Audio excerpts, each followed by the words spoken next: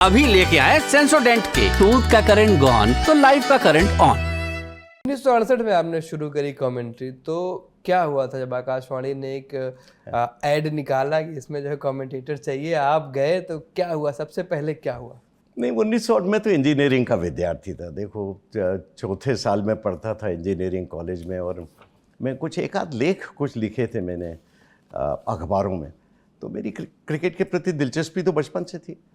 तो मुझे खबर लगी कि ये हिंदी कमेंटेटर का उस समय चुनाव होना ही था। मतलब पहली बार देश में हिंदी कमेंट्री सब जगह शुरू होनी थी, और उसकी एक नियत दिनांक था। तो मुझे किसी ने कहा कि यार जाकर कोशिश करो, शायद कुछ हो सकता है।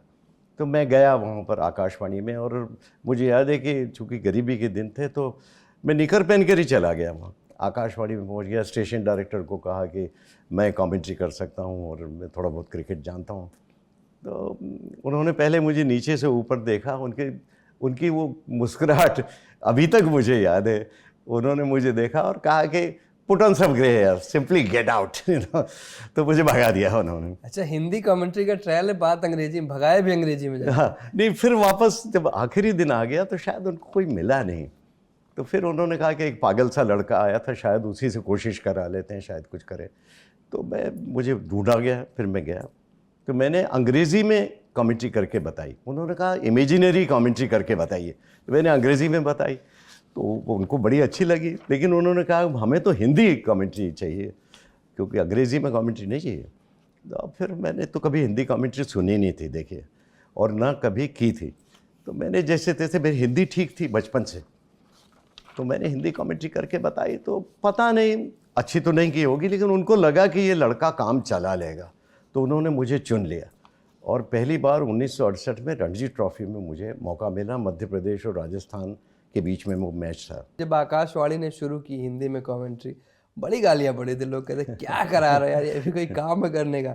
कोई वाकया याद आता है कि किसी ने बड़ा लंबा सा लेटर लिखा हो कि भाई ये मत करो, या कोई चला आया हो चल के आकाशवाणी तक? नहीं, बहुत सारे जब शुरू में कमेंट्री करते थे ना, लोग कहते थे कि ये क्रिकेट की हत्या है, ये ज़िंदगी भर भी सीखें तो हिंदी में कमेंट्री कर ही नहीं सकते, हिंदी में कमेंट्री होनी ही नहीं चाहिए। ये मैं बात कर रहा हूँ 1968 से 1972-73 तक। तब लोग इसके सख्त खिलाफ थे, क्योंकि ज़्यादातर अंग्रेज़ी ना ही लोग, और तब टेलीविज़न था नहीं, रेडियो ही कमेंट्री कर। और जो ऐसे बड़े लोग होते थे ना, जो समाज पर हावी रहते थे, वो लोग कहते थे कि नहीं भाई, और वही लोग मुखर होकर कहते थे कि हिंदी में कमेंट्री नहीं होनी चाहिए। तो लेकिन ये भी प्रश्न उठ रहा था, हिंदी वाले भी खिलाफ हो रहे थे। कुछ हिंदी वाले भी ये प्रश्न उठा रहे थे कि साहब इनको तो पूरा ही हिंदी में करनी है, तो पूरा ही अनुवाद करिए। स्क्वायर लेग को वर्गाकार पैर कहिए, या फिर सिलिमिडॉन को मूर्ख मिडॉन कहिए, या फाइन लेग को कहिए कि चिकनी टांगें। तो ये कैसे है? तो बोले ये कैसी हिंदी कमेंट्री जब आधे अंग्रेजी बोल रहे। लेकिन फिर हमने एक तालमेल बैठाया। देखिए, तमाम आलोचनाओं के बीच भी क्या होता, जब आलोचनाओं को आप सुनते हैं ना, तो उसमें से आप ग्रो होते हैं, उसमें से चीज़ें निकालते हैं कि लोग किस तरह से सोच रहे हैं। तो हमने क्या करा, मूल आत्मा जो क्रिकेट की थी, मूल शब्दावली वही रहने दी, और जितना सरल भाषा में जितनी बातें कर सकते थे हिंदी में, बाकी वो हिंदी में बात की। तो उसको मैं तो समझता हूँ, लोग कहते हैं कि भारतीय लोग जल्दी ग्रहण नहीं करते।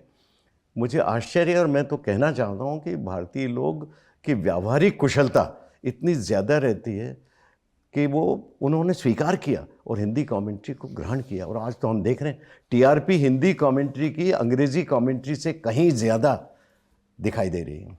हाँ, काफ़ी ज़्यादा रीच है। अब तो बहुत सारी और भाषाओं में भी कमेंट्री हो रही है, भोजपुरी और पंजाबी, बंगाली, कन्नड़ा सब चल रहा है। लेकिन आप जब शुरू कर रहे थे, फिर एक दौर आया कि घर घर में आप पहचाने जाने लगे। तो उस टाइम हम देखते हैं ना कि अभी क्या है कि अभी लोग ट्विटर पे आ जाते हैं और जो कहना होता कह देते हैं, भाई बड़े अच्छे हैं या बड़ा ख़राब है। अभी आकाश चोपड़ा ने आपके साथ कुछ बताया था, ट्वीट किया था कि आपसे मुलाकात हुई तो कितनी सारी तारीफ आए। क्या फ़ैन मेल्स आती थी आपके पास? चिट्ठियाँ लिखा करते थे लोग? आप कल्पना नहीं कर सकते। एक तो जब रेडियो कमेंट्री आती थी ना, एक एक पान वाले की दुकान पे 200-200, 300-300 लोग खड़े हो जाते थे, आपका एक एक शब्द ध्यान से सुना जाता था। और care of Indian cricket team, ऐसे काम के 150-200 चिट्ठियाँ प्रतिदिन। मतलब चूँकि हमारे माध्यम से ही वो क्रिकेट सुनते थे, तब टेलीविज़न तो था नहीं, पूरा देश रेडियो से कान लगाए सुनता था। तो बड़ा रेडियो का गोल्डन पीरियड जिसको कहते हैं, स्वर्णिम अध्याय था।